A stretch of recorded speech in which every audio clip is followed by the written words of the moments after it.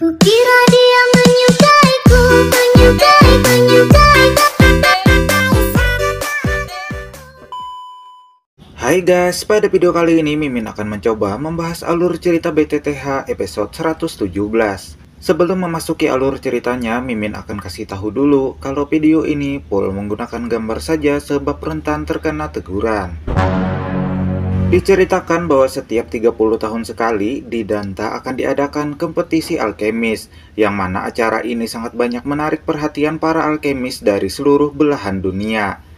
Namun hanya mereka yang memenuhi syaratlah yang dapat bersaing untuk memperebutkan peringkat pertama.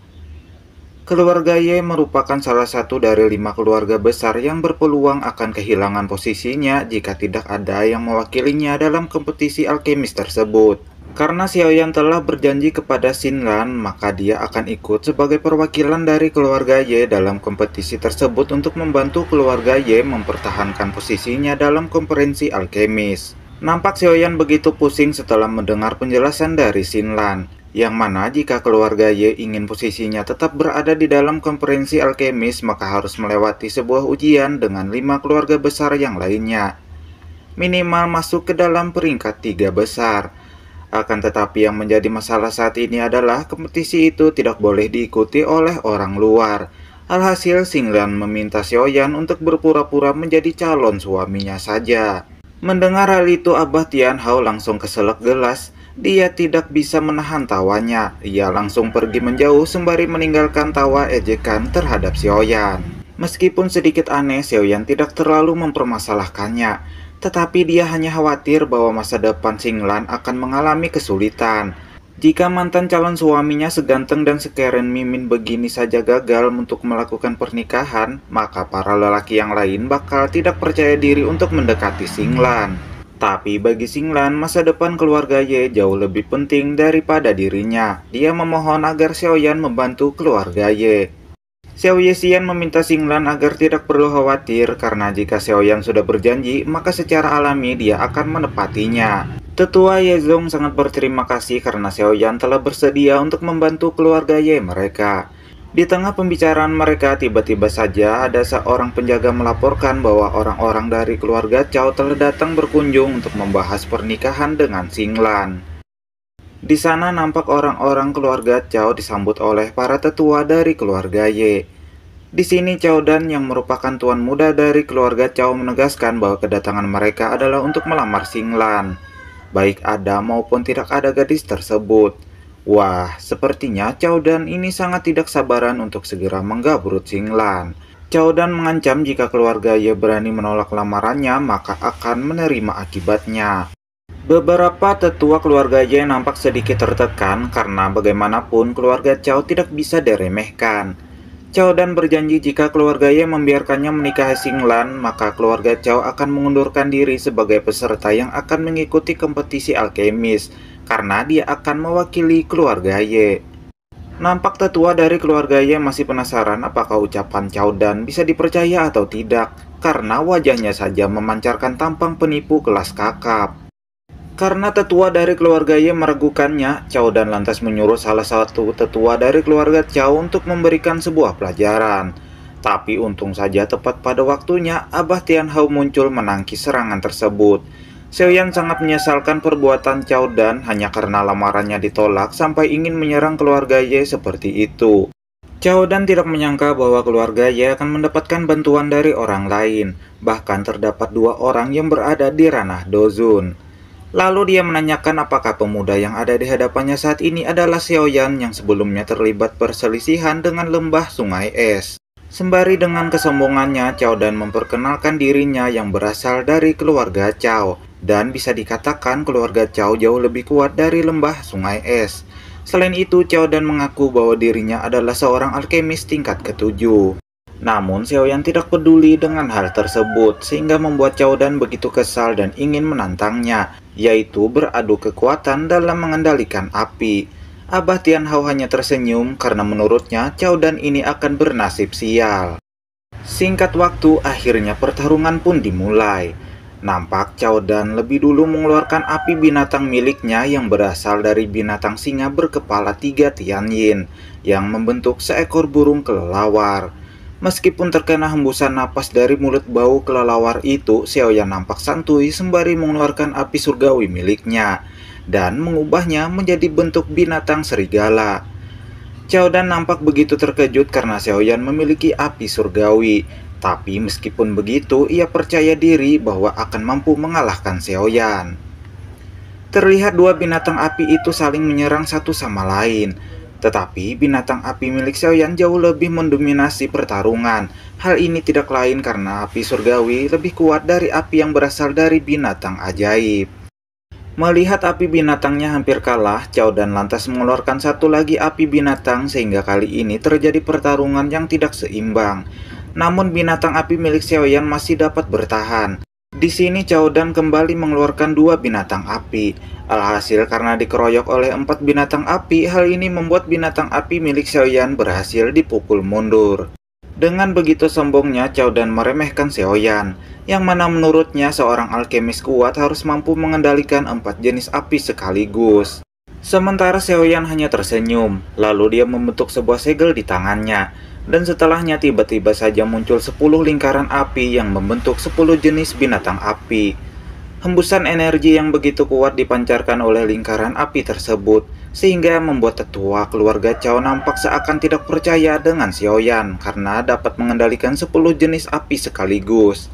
Sementara tetua Yezong tidak menyangka bahwa kemampuan Xiaoyan sangatlah luar biasa, sedangkan Abah Tianhao dia tersenyum bangga kepada Xiaoyan.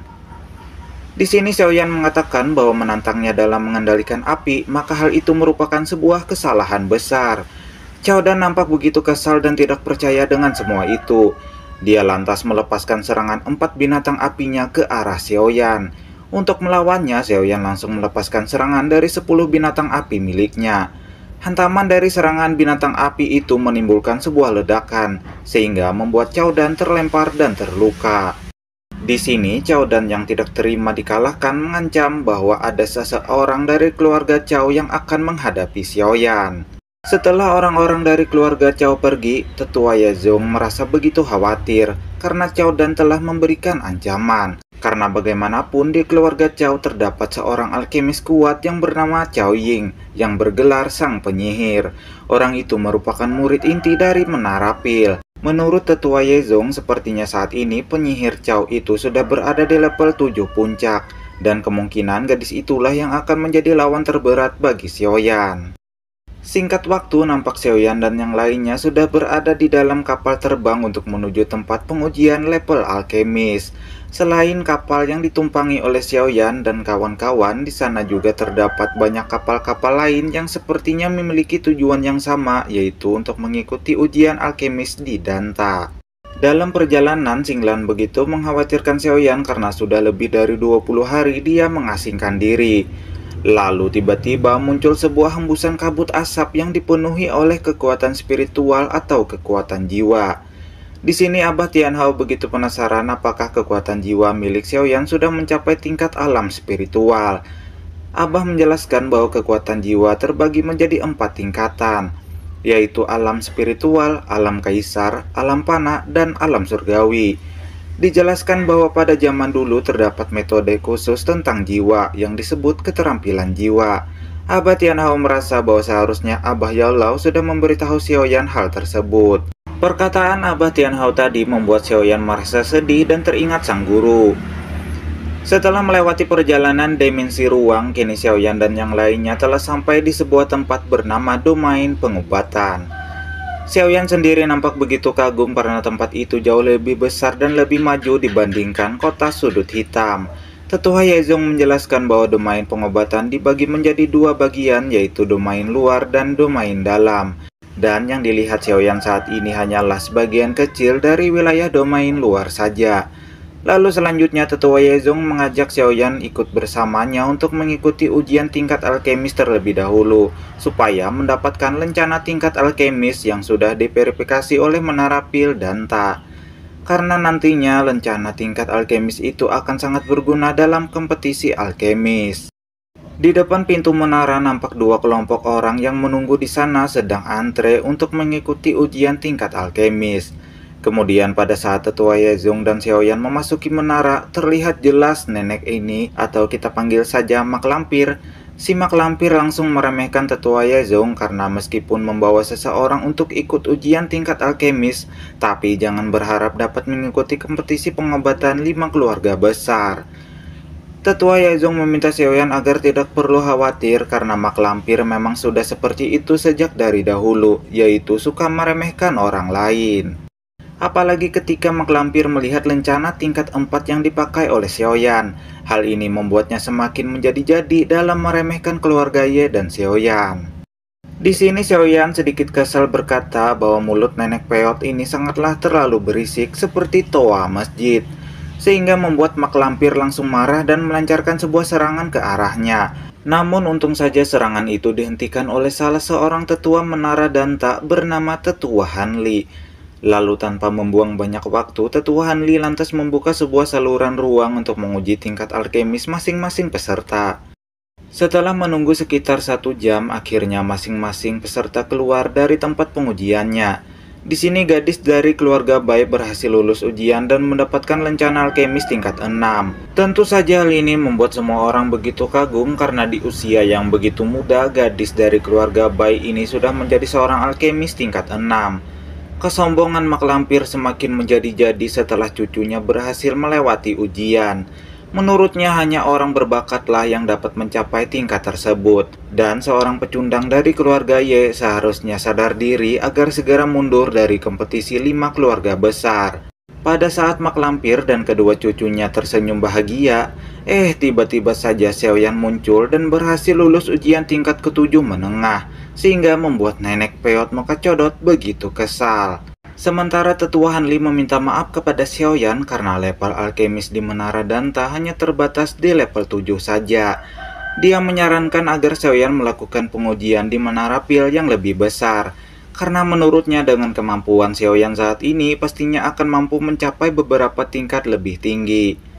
Sementara itu mak lampir yang sudah kesal lantas ingin segera pergi meninggalkan tempat tersebut. Namun dia dihentikan oleh Xiaoyan.